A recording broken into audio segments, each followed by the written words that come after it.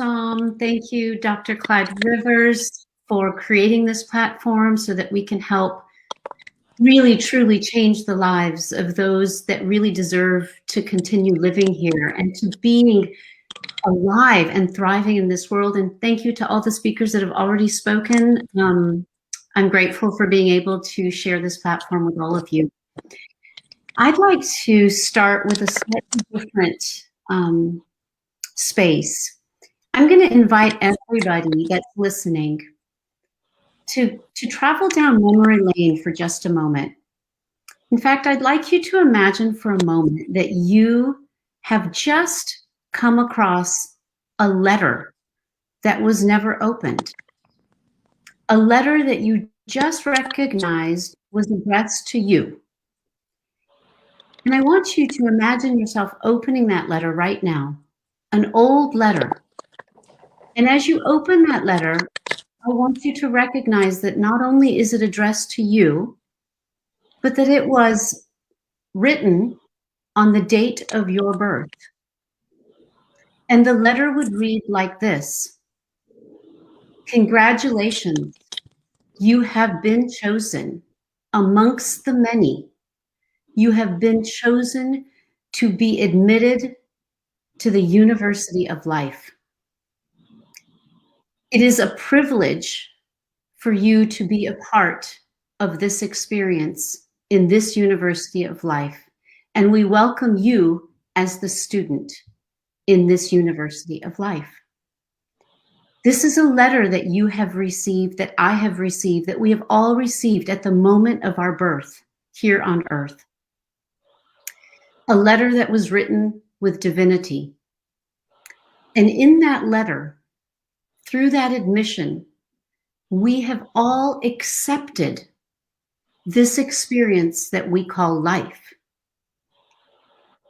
What we do when we are admitted into a prestigious university is we embrace all of those experiences. We embrace every experience that shows up for us. And we realize that when we're in a university, and this happens to be the University of Life itself, we are here to learn. We are here to evolve. And we are here to experience and excel in our life. The university, just like the University of Life, is about evolution. And in that evolution, there is a lot of experiences, a lot of learning, and a lot of growing. But its intention is for us to create an excelled life, an elevated life. I want to share a personal story with you because I want you to realize, for those of us who have touched deep darkness in our life, challenges, really difficult places, it is true that you are not alone. But it is true that we often feel alone.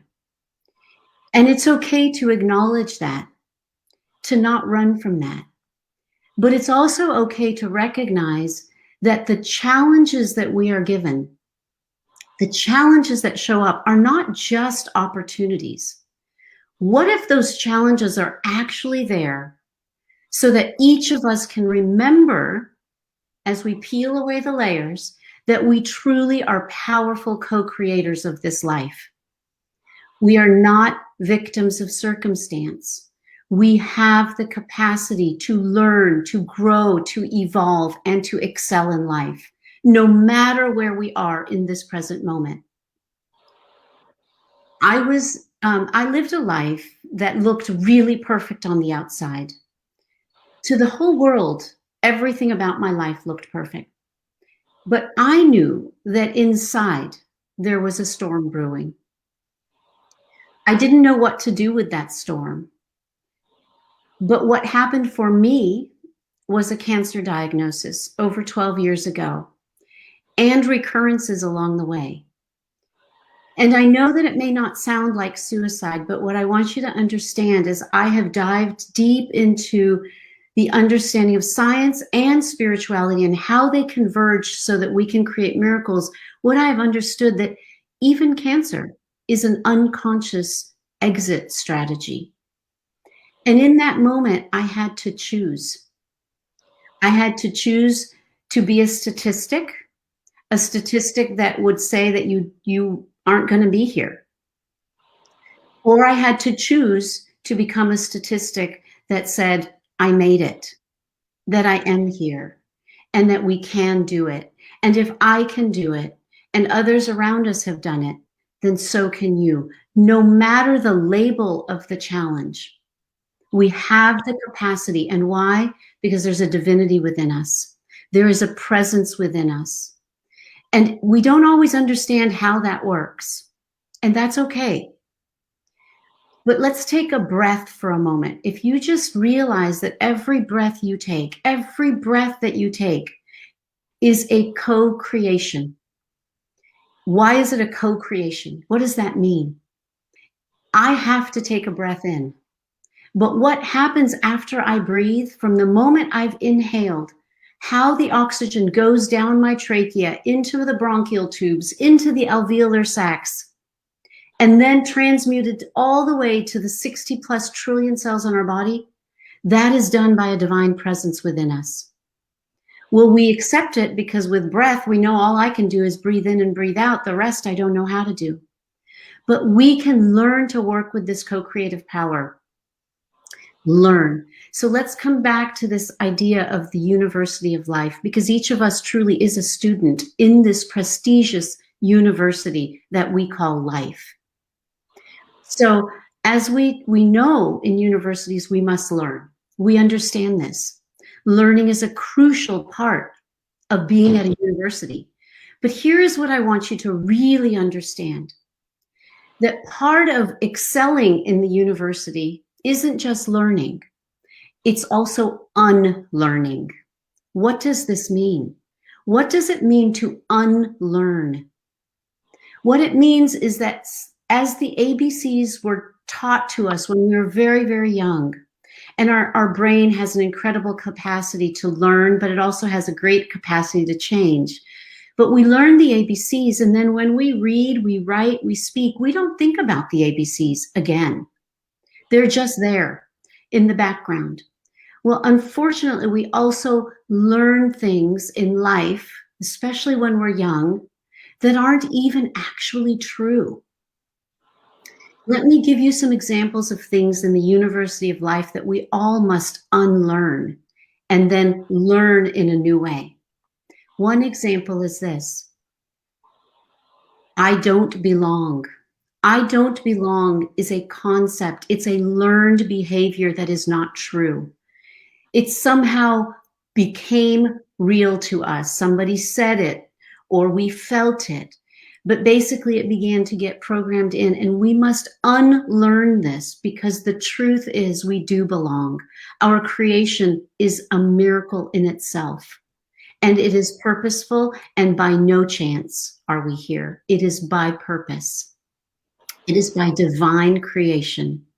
So I don't belong must be unlearned, and we must relearn that I do belong. We belong.